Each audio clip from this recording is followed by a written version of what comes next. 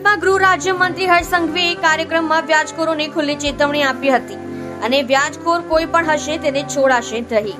સરકારી કર્મચારી હશે તો પણ શોધીને કાર્યવાહી કરાશે તેમ કહ્યું હતું. તો વ્યાજખોરોના ભોગ બનેલાઓને તેમના નાણાં અને મિલકત પરત કરાઈ હતી.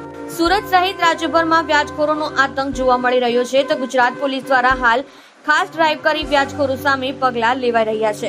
ત્યારે ગૃહ રાજ્યમંત્રી હર્ષ સંઘવીએ વ્યાજખોરોને લઈ મોટું નિવેદન આપ્યું હતું. વ્યાજખોરોના પરિપ્રેક્ષમાં નિવેદન આપતા ખુલ્લી ચેતવણી આપી હતી અને કહ્યું હતું કે સરકારી કર્મચારી, પોલીસ કર્મચારી કે પાલિકાના અધિકારીઓ અને સભ્યો જો કોઈ વ્યાજખોરીનો ધંધો કરતા હોય તો તેવા લોકોને પણ શોધી કાર્યવાહી કરી કાયદાનું ભાન કરાવશે તેમ કહ્યું હતું.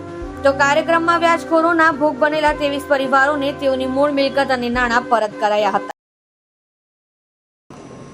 આપણે સિનિયર ઓફિસર્સ લેવલથી એ ચાર્જશીટની તપાસણી કરતા હોઈએ છીએ અને એ તપાસણીમાં જે પોક્સોની આરોપી છે તેમાં FSLની ટીમ હોય, શહેર પોલીસના સિનિયર અધિકારી હોય અને બધી જ ટીમ સાથે મળીને કામ કરવાના કારણે આ ઝડપથી ચાર્જશીટ થાય. ઝડપથી ચાર્જશીટ થવાની જોડે જોડે એ પીડિત પરિવારને ઝડપથી ન્યાય મળે એ દિશામાં આપણે લોકો કામ કરી રહ્યા છે.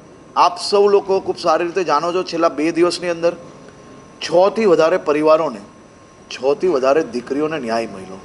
ગાંધીધામ, રાજકોટ, અમદાવાદ, સુરત, આ અલગ અલગ પરિવારોને ન્યાય મળવાના કારણે આ પ્રકારના કિસ્સાઓમાં આ બલાત્કારીઓને એક પછી એક કડક સજા પડવાના કારણે આવનારા દિવસોમાં આ પ્રકારનું વિચારતા લોકોને દર કઈ રીતે આવી શકે તે પ્રકારની વ્યવસ્થા ન્યાયતંત્ર દ્વારા જે સહયોગ મળી રહ્યો છે તે બદલ ન્યાયતંત્રને બી ખૂબ ખૂબ આભાર.